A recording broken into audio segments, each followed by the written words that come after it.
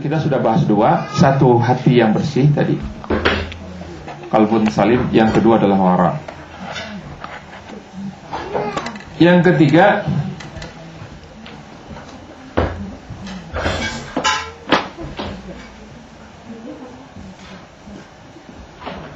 adalah tadhiyah. Tadhiyah itu pengorbanan lagi. Hanzalah menikah dengan Jamilah. Dua orang pemuda dan pemudi menikah di Madinah. Walimatul Ursh di malam Jumat itu. Kemudian tadhiyah itu artinya ini apa? Pengorbanan. Maknanya pengorbanan. Terus ya biasa namanya orang apa? Orang menikah ya. Pestanya malam. Ya. Anak muda. Tapi Hanzalah ini punya keahlian. Dia punya keahlian berperang. Di antaranya dia ahli dalam memanah dan memainkan tombak. Pagi-pagi ya, rumah beliau diketuk oleh sahabat. Hanzalah dipanggil sama Rasulullah. Namanya orang pengantin baru. Ya. Lari ke Rasulullah. Ya Rasulullah, ada apa ya Rasulullah?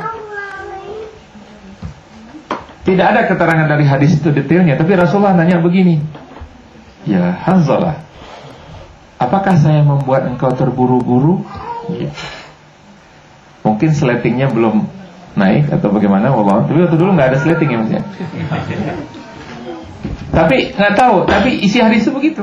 Apa saya membuat engkau terburu-buru? Tidak ya Rasulullah. Berangkat perang dan syahid. Itu Hanzalah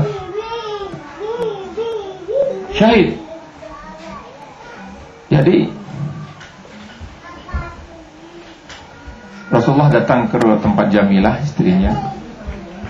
Ya Jamilah, katanya, saya melihat suami engkau Hanzalah itu dimandikan oleh para malaikat di bejana yang terbuat dari emas. Ada apa dengan suami engkau?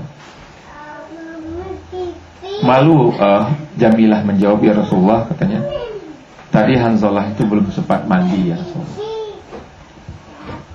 Belum sempat dia mandi junub gitu. Mungkin bisa lebih jauh dari itu. Artinya berapa lamakah seorang suami menuntaskan ya pemberian nafkah batin kepada istrinya, itu kan gak lama.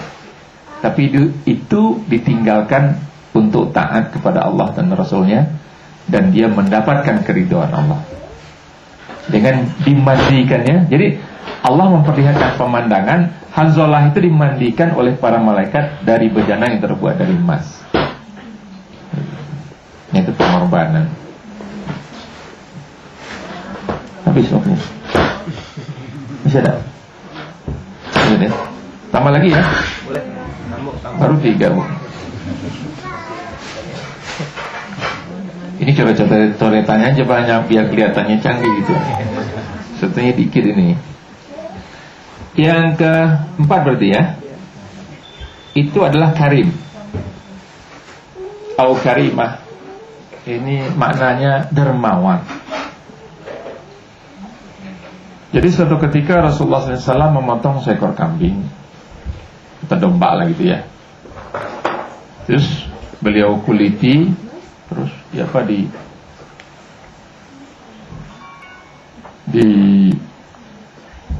potong-potong gitu ya. Terus beliau pesan ke Aisyah, ya Aisyah, nanti ini masak gitu ya, bagikan kepada para sahabat, tetangga dan fakir miskin ya. Bagikan juga, ini kambing kan banyak 1 ekor. Kalau kita makan kambing 1 ekor biasanya kan 20 orang ya. Kalau orang Arab ya biasanya bertiga ya. Kalau kita juga kalau sampai 2 kali sepekan darah tinggi. Kalau orang Arab nggak makan kambing malah darah tinggi ya. Marah-marah terus. Mohon maaf orang Arab. Nah, ini masalah budaya masalahnya. Kalau orang Padang lain lagi. Cabai di embargo cabenya udah lemes nih. Jadi Rasulullah habis motong itu pergi berdakwah. Hadis ini ada di Radus Solihin, di hadis keutamaan berinfak. Ya nanti aja dicarinya, jangan sekarang. Nah, Rasulullah pulang di sore hari, perut beliau lapar. Biasa beliau memanggil istri beliau ini, ya Humaira. Ya Humaira, ma baqiya minha. Kita tahu makna Humaira itu? Mawar itu lagi merah, merekah, itu namanya Humaira. Apun campur putih, putih kemerahan. Nah, Rasulullah panggil istrinya itu begitu, mesra. Ya, ini udah pada nikah semua belum? Hah? Kok manggut-manggut begitu?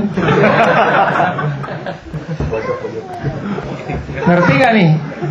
Saya bicara 17 tahun ke atas dari tadi.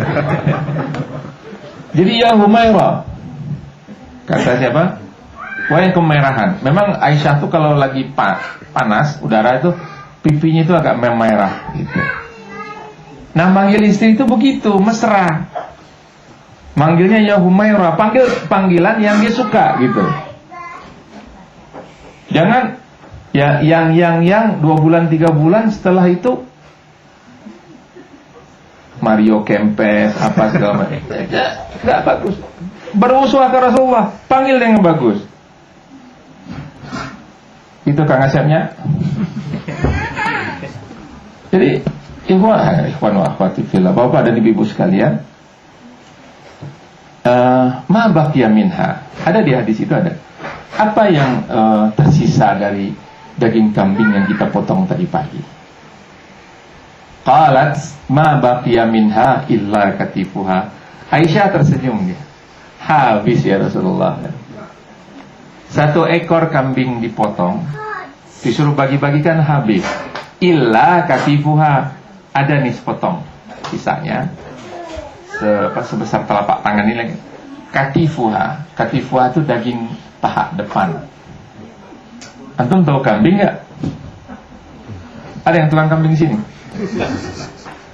Nah, kalau biasa kan motong kambing apa tuh, tapi di sini nggak boleh kali motong kambingnya, nggak boleh ya. Nah, kalau daging kambing itu yang tebalnya itu paha belakang. Kalau kita mau beli kambing itu, ya, ini belakang kambing itu bokong belakang itu kita gini kan. Kalau dia lebar itu daging pahanya tebal gitu. Kalau paha depan itu kecil. Nah, ini Rasulullah bukan disisakan paha belakang, paha depan segede gini, kan kira-kira tipis itu. 1 ekor dipotong kambing, yang tersisa buat Rasulullah cuman segini, nih segede telapak tangan. Jadi udah habis ya Rasulullah, sudah aku bagikan kepada fakir miskin, tetangga dan sahabat yang membutuhkannya. Faqala Rasulullah sallallahu alaihi wasallam baqiya kulluha ghairi katifiha. Nah, sekarang Rasulullah yang tersenyum. Engkau terbalik ya Humaira, ya Aisyah. Sesungguhnya yang sepotong inilah yang akan habis.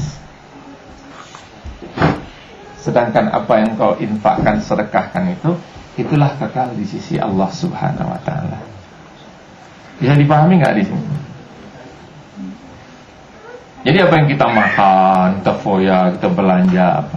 Ya, setorannya di belakangnya itu. Tapi apa yang kita infakkan, sedekahkan, fisabilillah, jariyah, itulah nanti amal yang akan kita temui bekasnya di sisi Allah Subhanahu wa taala. Hal jazaa'ul ihsan illal ihsan. Bukankah balasan suatu kebaikan itu pasti kebaikan? Kalau kita berbuat baik kepada manusia, manusia akan berbuat baik kepada kita. Bahkan kalau kita berbuat baik kepada hewan, hewan akan berbuat baik kepada kita. Kalau hewan, manusia, kita berbuat baik kepada mereka, mereka tidak berbuat baik kepada kita, Allah pasti membalasnya. Jadi di surat Ar-Rahman dikatakan hal jazaa'ul ihsan illal ihsan. Bukankah balasan suatu kebaikan pasti kebaikan pula. Jadi tidak ada yang hilang gitu.